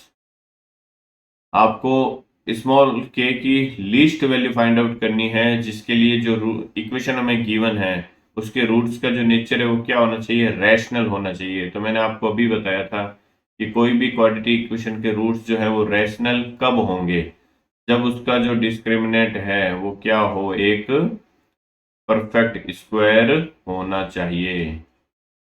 Discriminant perfect square होना चाहिए, तभी उसके रूट्स जो है वो क्या बनेंगे, रैशनल बनने वाले हैं। तो आपको के की वो मिनिमम वैल्यू फाइंड आउट करनी है, लीस्ट वैल्यू, पॉजिटिव वैल्यू, जिसके लिए इसके रूट्स क्या हो जाए, रैशनल हो जाए। तो आप डी फाइंड आउट कर लीजिए सबसे पहले। तो डी इक्वल टू क्या होता है, बी स्क्वायर माइनस 4ac होता है। बी क्या है, जो एक्स का कोफिशिएंट, यहाँ देखो स्मॉल ए जो है वो 2 है, स्मॉल बी जो है वो के है, और स्मॉल सी जो है वो माइनस ऑफ 4 है। तो बी स्क्वायर करोगे आप के का स्क्वायर, के स्क्वायर माइनस में 4, ए की वैल्यू 2, सी की वैल्यू माइनस 4। फर्दर इसको सिंप्लीफाई करोगे, के स्क्वायर माइनस माइनस हो जाएगा प्लस, 4 2 जा 8, 4 जा 32, ये आ गया डी। तो डी की जो वैल्यू आई हमारे पास में क्या आई है, के स्क्वायर प्लस 32। तो के स्क्वायर प्लस 32 आपको least positive value find out करनी है, ध्यान रखना। तो के की यहाँ मिनिमम वैल्यू क्या होगी जिससे ये डी परफेक्ट स्क्वायर बन जाए। अब एक चीज बताइए, 32 यहाँ ऑलरेडी आ रहा है प्लस में, तो इसके 32 के आसपास परफेक्ट स्क्वायर नंबर कौन सा होता है, 36 होता है। तो इसको 36 बनाने के लिए डी को के की मिनिमम वैल्यू क्या रखनी है, हमें 2 रखनी पड़ेगी यहाँ पे, क्योंकि 2 का स्क्वायर करके ये 4 होगा, और 4 प्लस 32 क्या हो जाएगा, 36 होने वाला है। ठीक है, अब ये के की वैल्यू जो है वो -2 भी हो सकती थी अगर हमें क्वेश्चन में यहाँ लीस्ट पॉजिटिव ना बोला होता। ठीक है, ध्यान रखना, यहाँ हमें पॉजिटिव ही पूछा है, तो इट मीन्स के की जो -2 वैल्यू है वो हम कंसीडर नहीं करेंगे। अगर यहाँ पे सिर्फ पूछता द वैल्यूज ऑफ के for which the quadratic equation has rational roots, तो उस केस में +-2 दोनों कंसीडर होते। बट हमें क्वेश्चन में गिवन है द लीस्ट पॉजिटिव वैल्यू, तो पॉजिटिव वैल्यू है तो आपको पॉजिटिव वाली वैल्यू ही कंसीडर करनी पड़ेगी। तो के की जो पॉजिटिव वैल्यू आएगी लीस्ट, वो क्या आएगी, 2। ऑप्शन बी इसका करेक्ट आंसर हो जाएगा इस केस में। ठीक है, नेक्स्ट टॉपिक देखते हैं, टॉपिक नंबर 5। इस टॉपिक में हमें जो क्वाड्रेटिक इक्वेशन है उस क्वाड्रेटिक इक्वेशन के रूट्स और क्वाड्रेटिक इक्वेशन के जो कोफिशिएंट है उनके बीच में रिलेशन फाइंड आउट करना है कि उनके बीच में आपस में क्या रिलेशन होता है। तो ये रिलेशन हम ऑलरेडी जो पोलिनोमियल चैप्टर पढ़ा था वहां हम पढ़ चुके हैं, फिर भी यहाँ देख लेते हैं। सपोज मैं जो स्टैंडर्ड फॉर्म होती है उसको लिख लेता हूँ। क्या होती है हमारी standard form, ax² plus bx plus c equal to 0। ये हमारी क्वाड्रेटिक इक्वेशन की क्या होती है, स्टैंडर्ड फॉर्म होती है, जहाँ एबीसी जो होते हैं वो रियल होते हैं। अब इस क्वाड्रेटिक इक्वेशन के मैंने आपको बताया था 2 रूट्स निकलते हैं। सपोज मैं ज्यूम कर लेता हूँ वो रूट्स क्या है, अल्फा एंड बीटा है। अब अगर अल्फा एंड बीटा इसके रूट्स हैं तो इन अल्फा और बीटा का सम जो है, सम ऑफ द रूट्स, वो ऑलवेज इक्वल होगा किसके, माइनस ऑफ बी बाई ए के। और जो प्रोडक्ट ऑफ द रूट्स होगा अल्फा इंटू बीटा, वो इक्वल होगा किसके, सी बाई ए के। ठीक है, तो अगर आपको कोई भी क्वाड्रेटिक इक्वेशन दे रखी है, सबसे पहले तो आप क्या करोगे, जो कोफिशिएंट है, जो एक्स स्क्वायर का कोफिशिएंट है वो स्मॉल ए होगा, जो एक्स का कोफिशिएंट है वो स्मॉल बी होगा, और जो कांस्टेंट है वो स्मॉल सी होगा। तो उन कोफिशिएंट की हेल्प से आप sum of the root and product of the root find out करोगे, और उसके बाद में फर्दर आपको चेक करना है कि हमें क्या रिक्वायर्ड है। ठीक है, तो क्वेश्चन देखते हैं इस पे किस टाइप के आ रखे हैं बोर्ड के एग्जाम में। जो फर्स्ट क्वेश्चन है इस पे वो है which of the following quadratic equation has sum of its roots as 4। जो सम ऑफ द रूट है क्वाड्रेटिक इक्वेशन का वो क्या होना चाहिए, 4 होना चाहिए। तो मैंने आपको सम ऑफ द रूट अभी बताया है। सम ऑफ द रूट क्या होता है, माइनस ऑफ बी बाई ए के इक्वल होता है। अब बी जो होता है वो एक्स का कोफिशिएंट होता है, मैंने अभी बताया है। जो ए होता है वो एक्स स्क्वायर का कोफिशिएंट है। तो जो फर्स्ट कंडीशन है हमारी, फर्स्ट इक्वेशन दे रखी है उसमें बी कितना है, माइनस ऑफ बी की वैल्यू -4 है, ए की वैल्यू कितनी है 2 है। तो ये तो क्या आ जाएगा 2 आ जाएगा, मीन्स फर्स्ट हमारा आंसर नहीं हो सकता। सेकंड कंडीशन क्या दे रखी है, जो सम आएगा माइनस ऑफ बी कितना है 4 है, अपॉन ए कितना है -1 है। तो माइनस से माइनस कैंसिल हो गया, ये हमें 4 दे रहा है। इट मीन्स हमारा जो आंसर होगा वो ऑप्शन बी ही होगा, बाकी ऑप्शन की तरफ जाने की जरूरत ही नहीं है। ठीक है, तो इस तरीके से क्वेश्चन पूछ सकता है सीबीएसई। फिर से नेक्स्ट हमें दे रखा है if one root of the quadratic equation is reciprocal of the other then the value of k is. अब हमें एक इक्वेशन दे रखी है quadratic equation 4x square minus 10 of x plus k minus 4 equal to 0। अब ये quadratic equation दे रखी है और इसमें आपको दे रखा है कि जो एक रूट है वो दूसरे रूट का क्या है, रेसिप्रोकल है। मैं एज्यूम कर लेता हूं सपोज इसका एक रूट जो है वो क्या है, एल्फा है। तो अगर एक रूट दूसरे का रेसिप्रोकल है और एक रूट एल्फा है तो दूसरे रूट को क्या होना पड़ेगा, 1/अल्फा होना पड़ेगा। ठीक है, मस्ट है ये तो अगर एक रूट एल्फा है और दूसरा रूट 1/अल्फा है तो अगर मैं प्रोडक्ट फाइंड आउट करता हूं रूट्स का, product of the roots, product of the roots जो है वो किसके इक्वल होना चाहिए, फिर एल्फा इंटू 1/अल्फा। ठीक है, और प्रोडक्ट ऑफ द रूट्स तो आपको पता है किसके इक्वल होता है, c/a के इक्वल होता है। और c/a इक्वल टू क्या हो जाएगा, फिर एल्फा से एल्फा कैंसिल हो गया, मीन्स c/a की वैल्यू 1 के इक्वल होनी चाहिए। अब ए बी सी क्या है, यहाँ पे देखो a जो है वो क्या होता है एक्स स्क्वायर का कोफिशिएंट, b जो होता है वो होता है x का कोफिशिएंट, और c जो होता है वो हमारा होता है कांस्टेंट टर्म k-4। वैल्यू को सब्स्टिट्यूट करना है, k की वैल्यू k-4 अपॉन a की value 4 equal to 1। Further simplify करेंगे इसको तो k-4 की जो वैल्यू आएगी वो किसके इक्वल आ जाएगी, 4 क्रॉस मल्टीप्लाई करूंगा, -4 को ट्रांसफर कर दूंगा +4 की तरफ, तो k की जो वैल्यू आ जाएगी वो 8 के इक्वल आ जाएगी। और यही हमें दे रखा है if one root of the quadratic equation is reciprocal of the other then the value of k is 8। It means जो हमारा असर्शन है वो क्या है, करेक्ट है। नेक्स्ट रीजन देखते हैं इसका, roots of the quadratic equation x square minus x plus 1 are real. अब रूट्स के नेचर की बात हो रही है, तो रूट्स के नेचर के लिए मैंने आपको बताया है क्या फाइंड आउट करना पड़ता है, आपको डिस्क्रिमिनेंट फाइंड आउट करना पड़ता है, और वो किसके इक्वल होता है, बी स्क्वायर माइनस 4ac के इक्वल। अब जो ये इक्वेशन है इस केस में स्मॉल a कितना है, इस केस में स्मॉल a जो है वो 1 है, स्मॉल b जो है वो -1 है, और स्मॉल c जो है वो 1 के इक्वल है। ठीक है, तो ये वैल्यूज हम यहाँ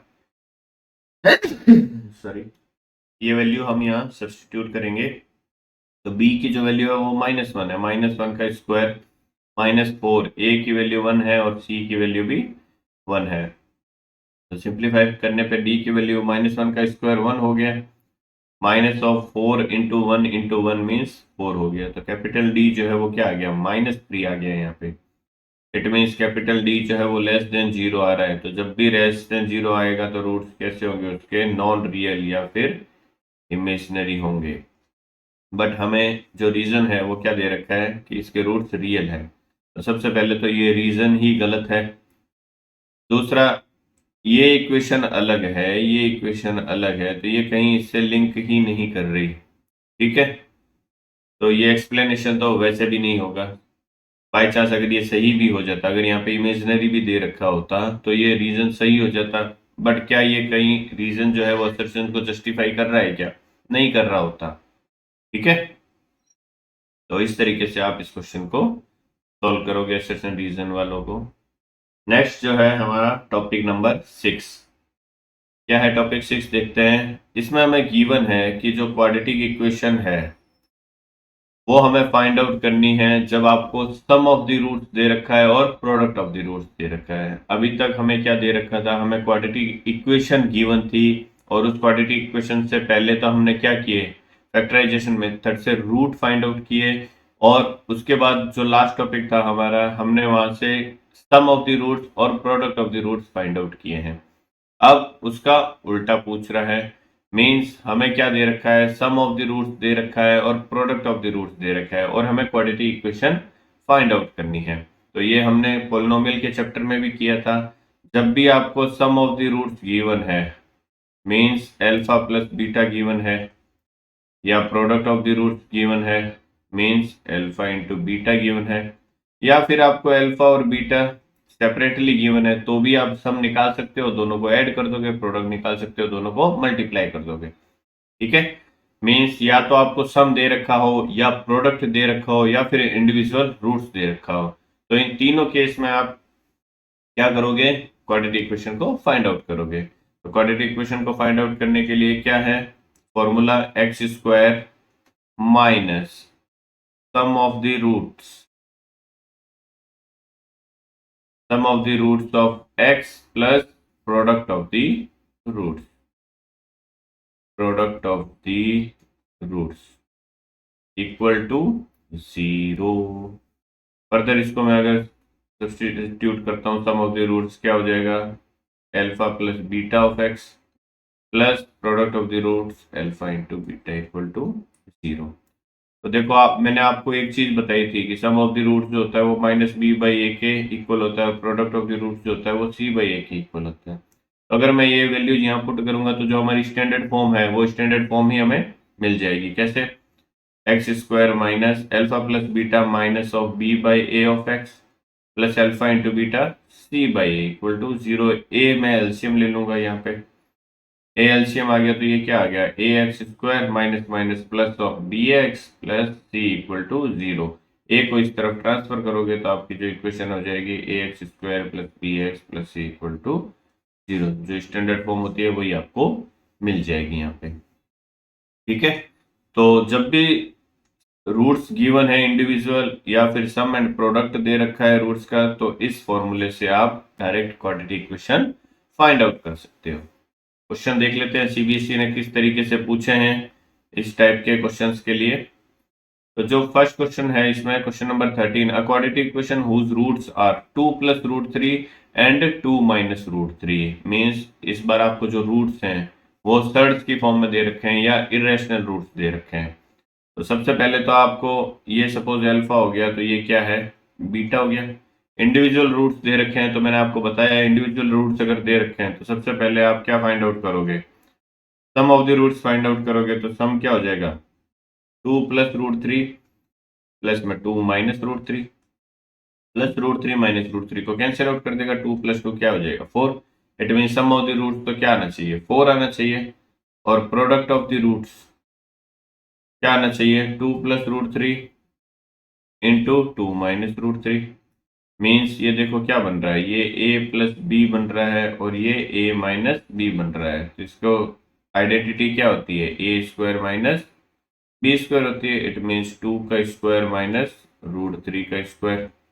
2 का स्क्वायर हो गया 4 माइनस रूट 3 का स्क्वायर हो गया 3। इट मीन्स प्रोडक्ट जो है वो 1 के इक्वल आना चाहिए। तो जब प्रोडक्ट 1 के इक्वल आएगा और सम 4 के इक्वल आएगा तो जो क्वाड्रेटिक बनेगी वो क्या बनेगी, x square minus sum of the root of x plus product of the roots is equal to 0 होना चाहिए। X square minus sum of the root क्या आ रहा है हमारे पास में, 4 of x plus product of the root क्या आ रहा है 1 equal to 0। X square minus 4x plus 1 equal to 0 हमारी क्या हो जाएगी, क्वाड्रेटिक इक्वेशन हो जाएगी जिसके रूट क्या होंगे, 2 प्लस रूट 3 और 2 minus root 3। Means option first हमारा इस केस में करेक्ट आंसर हो जाएगा।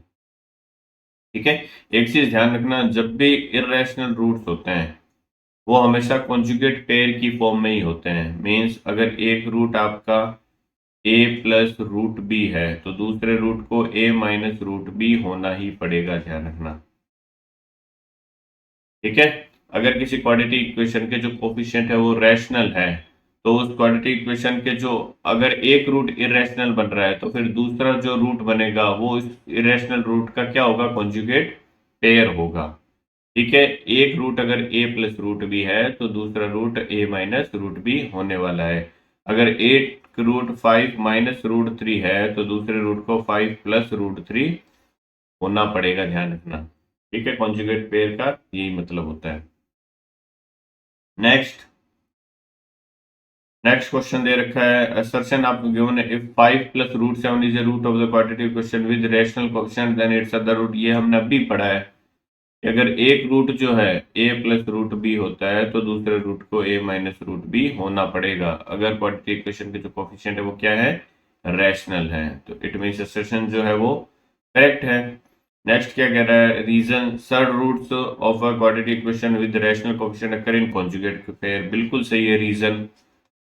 ये रूट अगर एक root A plus root B है तो दूसरे रूट को A minus square root of B होना पड़ेगा। उसका क्या रीजन है, क्यों होते हैं? बिकॉज जो रैशनल रूट्स होते हैं, जो इरेशनल रूट्स होते हैं या जो थर्ड रूट होते हैं वो ऑलवेज कॉन्जुगेट पेयर की फॉर्म में होते हैं। ठीक है। इसके बाद अगर आप 11th चैप्टर में साइंस मैथ्स लेते हो तो वहां आप पढ़ोगे कॉम्प्लेक्स नंबर। तो अगर किसी क्वाड्रेटिक इक्वेशन का एक root A plus iota B है तो दूसरे रूट को फिर ए माइनस आयोटा बी ही होना पड़ेगा। इट मीन्स कॉम्प्लेक्स रूट्स जो होते हैं वो भी ऑलवेज कॉन्जुगेट पेयर की फॉर्म में होते हैं, ध्यान रखना। नेक्स्ट नेक्स्ट आपको दे रखा है एक केस स्टडी का क्वेश्चन मैंने यहाँ पे लिया है, केस स्टडी।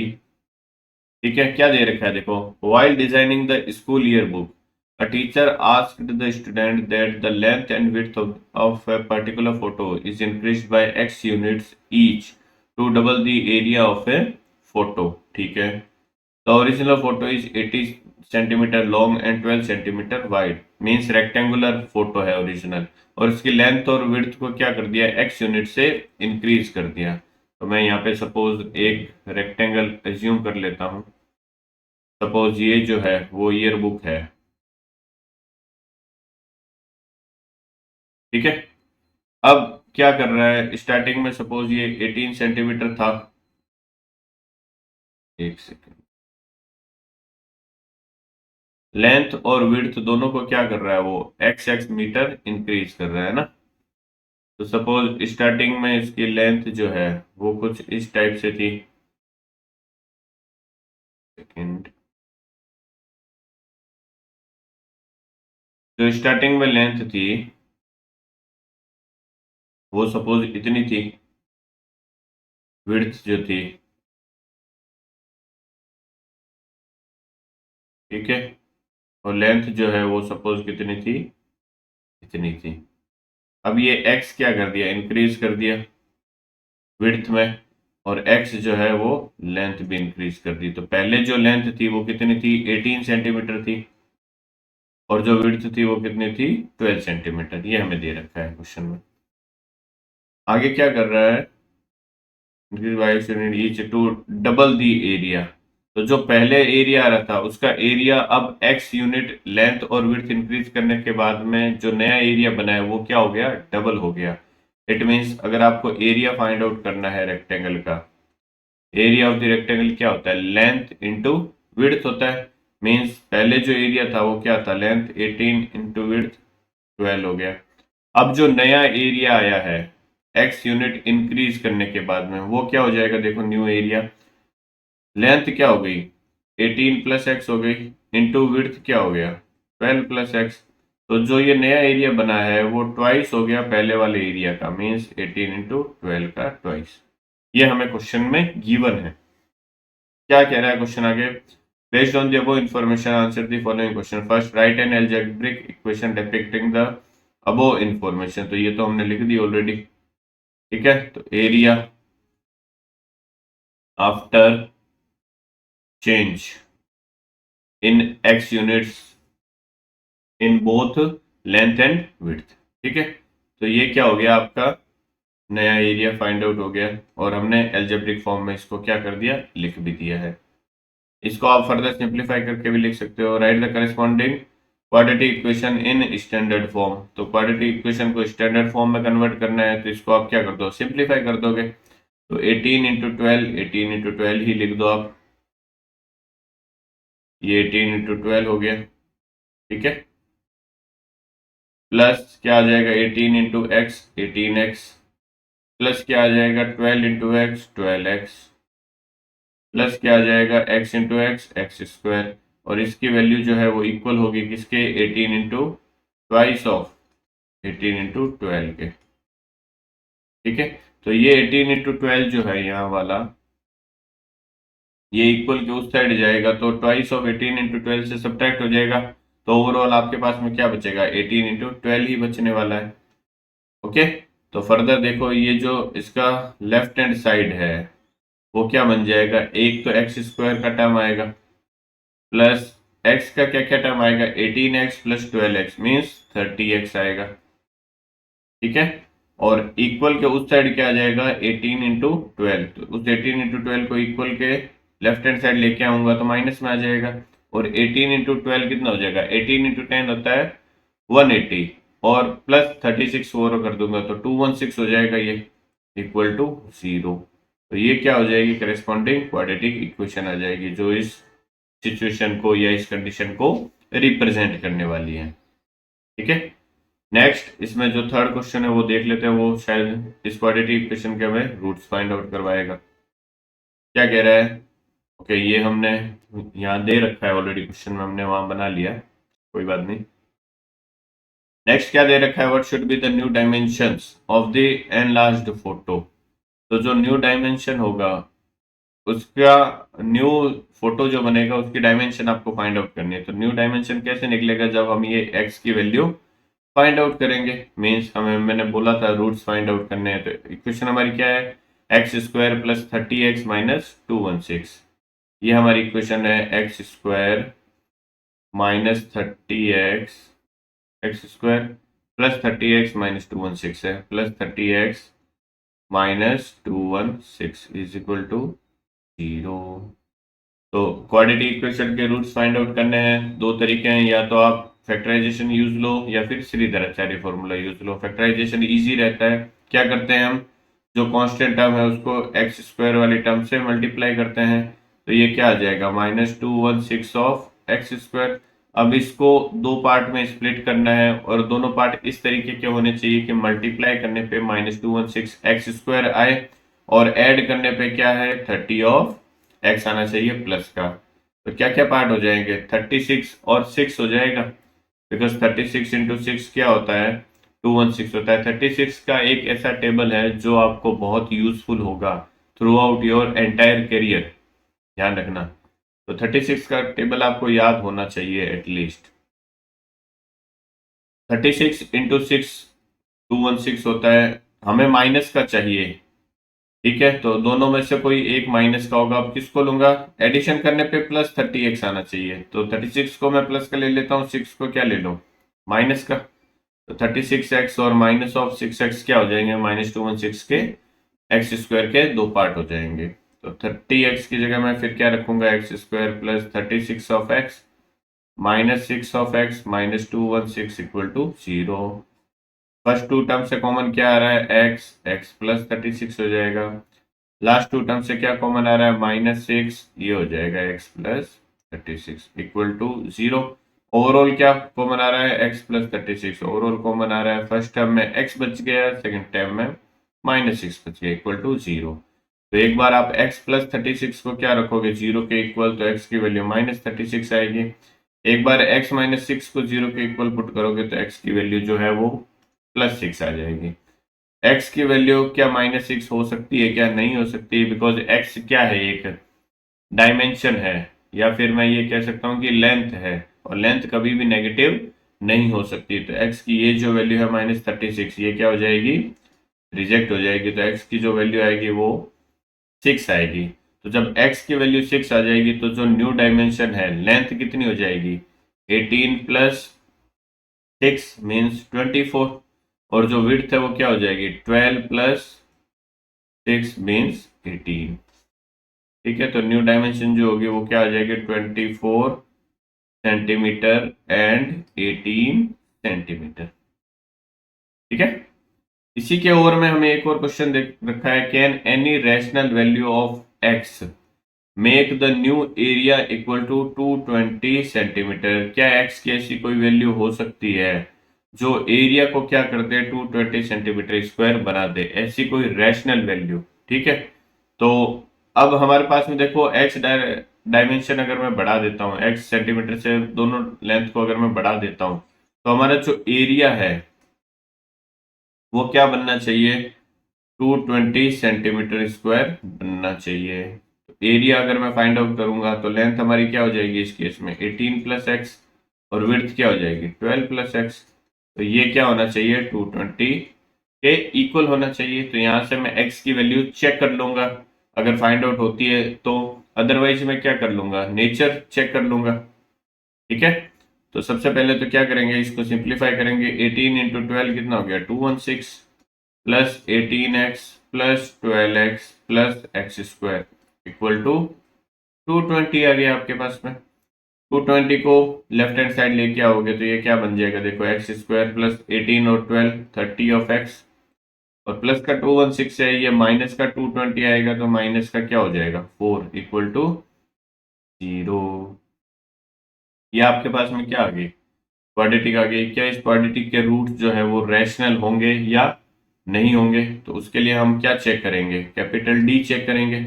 अगर कैपिटल डी जो है वो क्या आ जाए परफेक्ट स्क्वायर आ जाएगा तो इसके रूट्स क्या हो जाएंगे रैशनल हो जाएंगे। ठीक है, तो कैपिटल डी जो होता है वो हमारे किसके इक्वल होता है बी स्क्वायर माइनस 4ac के इक्वल।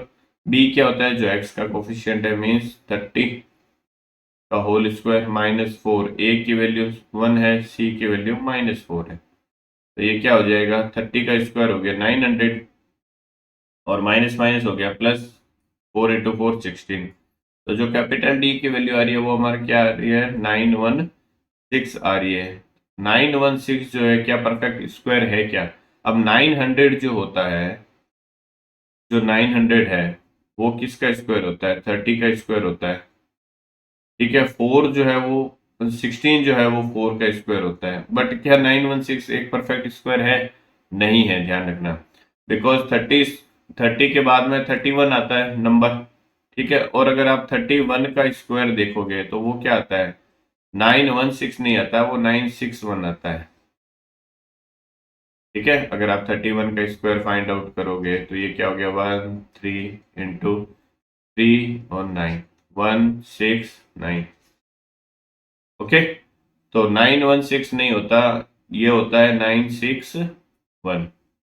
ओके, तो एक्स की वैल्यूज के लिए जो एरिया नया बनेगा वो कभी भी 220 नहीं बनेगा, और अगर 220 बनेगा तो फिर जो एक्स है वो कभी भी रैशनल नहीं होगा, ध्यान रखना। ठीक है, तो आप यहाँ लिखोगे no rational value of x can make the area of the, जो ये आपको बुक दे रखी है, is equal to 220 centimetre square. ये इसका क्या हो जाएगा आंसर हो जाएगा।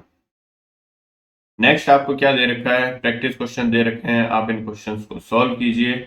अगर आपको कोई भी डाउट रहता है किसी भी क्वेश्चन में तो आप कमेंट सेक्शन में मुझे कमेंट करके पूछ सकते हैं। ये सभी क्वेश्चन भी जो सीबीएसई के 2022-23 के एग्जाम हुए थे उन सभी से उठाए गए हैं। ठीक है, डायरेक्ट कॉपी पेस्ट है, आप इन क्वेश्चंस को कीजिए। बिकॉज किसी भी एग्जाम को करने के लिए आपको प्रीवियस ईयर क्वेश्चंस के गो थ्रू होना जरूरी है। तो ये क्वेश्चन भी आपके लिए काफी बेनिफिशियल रहने वाले हैं। ओके, तो उम्मीद करता हूं कि इस वीडियो से आपको कुछ बेनिफिट हुआ होगा। अगर आपको बेनिफिट हुआ है तो आप अपने फ्रेंड्स के साथ भी इसको शेयर कीजिए, जिससे ज़्यादा से ज़्यादा बच्चों को इसकी हेल्प मिल सके और उनकी प्रिपरेशन को एक नया बूस्ट मिले। Okay, so thank you so much for watching the video and all the very best for your final examination। मिलते हैं हमारे अगले वीडियो में जो चैप्टर 5 से रिलेटेड होगा, एरिथमेटिक प्रोग्रेशन से रिलेटेड। ओके, इससे पहले की वीडियो अगर आपने नहीं देखे हैं चैप्टर 1 2 3 तो हमारे आप यूट्यूब चैनल पे जाके देख सकते हो, डिस्क्रिप्शन में आपको डायरेक्ट लिंक मिल जाएगा। ठीक है, मिलते हैं अगले वीडियो में, तब तक के लिए bye bye and take care.